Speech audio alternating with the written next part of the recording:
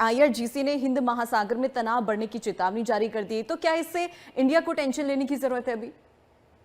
देखिए, आईआरजीसी का जो ब्लॉकेट अमेरिका का, ये बहुत जबरदस्त है। आईआरजीसी हताश और निराश हो गया है। हम्म। आईआरजीसी ने एक धमकी दी है, कह रहा है कि देखो, अगर तुम्हें लगता है कि तुम स्ट्रेट ऑफ हॉर्मोज को बंद करके हमारी किस्मत बंद कर दोगे, हम मानेंगे नहीं।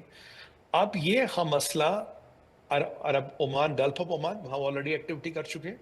हम अरेबियन सी तक लेंगे और हम इसको बढ़ा के इंडियन ओशन तक ले जाएंगे। देखिए, हम्म। मैं अपने दर्शकों को एक बात बिल्कुल बिल्कुल बिना लीप लपेट के, बिल्कुल डायरेक्ट, बिल्कुल सटीक बोल रहा था। जी। इनके लिस्ट में हनूद नंबर 3 पे है। अब जो इंडियन ओशन है, भैया एक बात बताओ, साउथ चाइना सी में तुम्हारा मामा रहता, वहां क्यों नहीं जा रहे? ये अटलांटिक है, पैसिफिक है। अब दुनिया में इतने महासागर है, तो हिंद महासागर में, इनकी इंडियन ओशन में तुम्हारी कौन सी बुआ का घर है जहां यहाँ आ रहे हो? कौन सी खाला यहाँ बिहाई है जहां यहाँ आ रहे हो? देखिए, हिंद महासागर में तनाव का मतलब है भारत और भारत की अर्थव्यवस्था पे अटैक, भारत के सी रूट्स पे अटैक। इनका इनका इंटरवेंशन का मतलब है रॉकेट चलाना शुरू कर देंगे।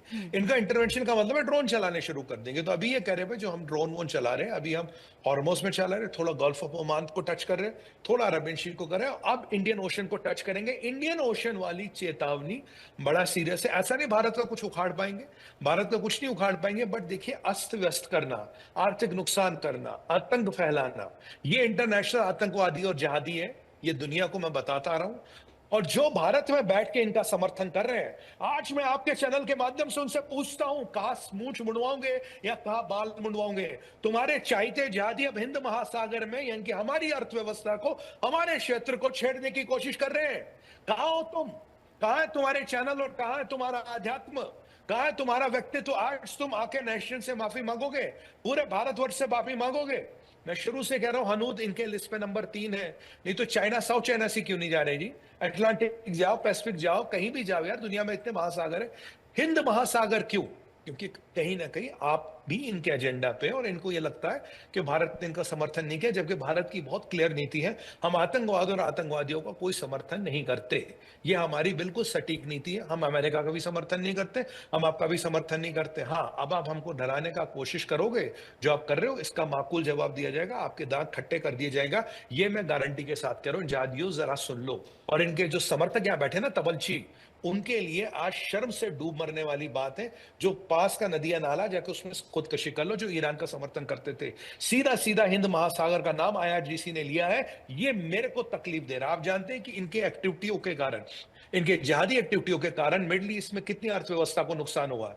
भाई, हम फलता फूलता देश है, हाईएस्ट ग्रोइंग इकोनॉमी है, 6.5-7% से हमारी अर्थव्यवस्था घट रही है। तो हमें, हमसे तुम्हारा क्या लेना देना यार? तुम्हें अमेरिका से लड़ना है, अटलांटिक में लड़ो, पैसिफिक में लड़ो, यहां क्यों मरने आ रहे हो भाई? सीधी सी बात है, मैं तो डायरेक्ट बात करता हूं, यहां क्यों मरने हो? यहां कौन सी खाला बिहारी है तुम्हारी तुम्हारी? जी दीपाली जी। जी, बिल्कुल, बिल्कुल सर। सर, एक चीज़ और जानना चाहेंगे, क्या यूक्रेन युद्ध पुतिन की अमेरिका के खिलाफ बड़ी रणनीति का हिस्सा है? क्या कोई स्ट्रैटेजी है, कोई षड्यंत्र है इसके पीछे?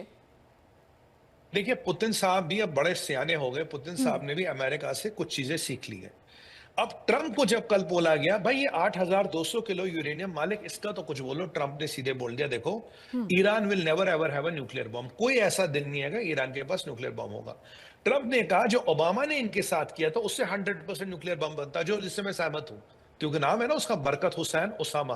तो बरकत का बन गया बराक, हुसैन रह गया, ओसामा का कर दिया ओबामा। तो बरकत मियां ने पूरा व्यवस्था कर दी थी ईरान न्यूक्लियर बम बनाए।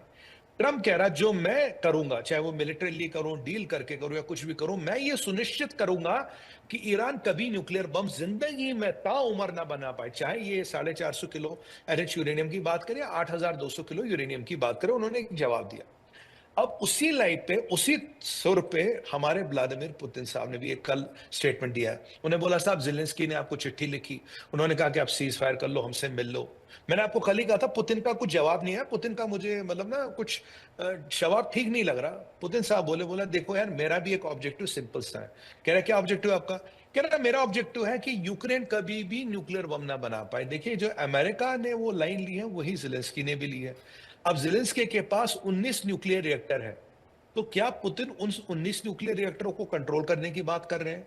क्या उनका न्यूक्लियर फ्यूल कंट्रोल करने की बात करें, या पूरे यूक्रेन पे कब्जे की बात करें? क्योंकि उनका न्यूक्लियर बम का परिप्रेक्ष्य मुझे समझ नहीं आता। क्योंकि दिमित्री मेडवेदेव, जो पुतिन के राइट हैंड मैन है, उन्होंने पीछे धमकी दी थी, भाई अगर स्थितियों को कंट्रोल नहीं किया गया, यूक्रेन के रिएक्टरों को हम अटैक करके हर जगह चेरनोबिल बना देंगे।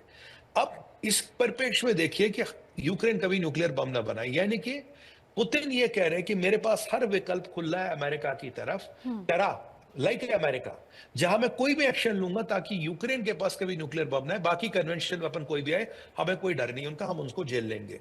ये एक बहुत बड़ा स्ट्रैटेजी स्टेटमेंट है, क्योंकि अभी तक पुतिन ने स्टेटमेंट का यूज नहीं किया। जैसे अमेरिका कहता मैं कुछ भी जी, करूंगा, ईरान के बिल्कुल। पास न्यूक्लियर बम नहीं आऊंगा, जिसका मतलब पाकिस्तान को भी अगर फोड़ना पड़े तो फोड़ूंगा। वैसे पुतिन भी कह रहे हैं कि अगर मेरे को यूरोप के किसी देश को फोड़ना पड़ेगा, मैं फोड़ दूंगा, पर यूक्रेन के पास न्यूक्लियर बम नहीं आ सकता भाई। मतलब ये दोनों में एक सिंक्रनी दिख रही है आपको अप्रोच में। बड़ा स्टेटमेंट है जी।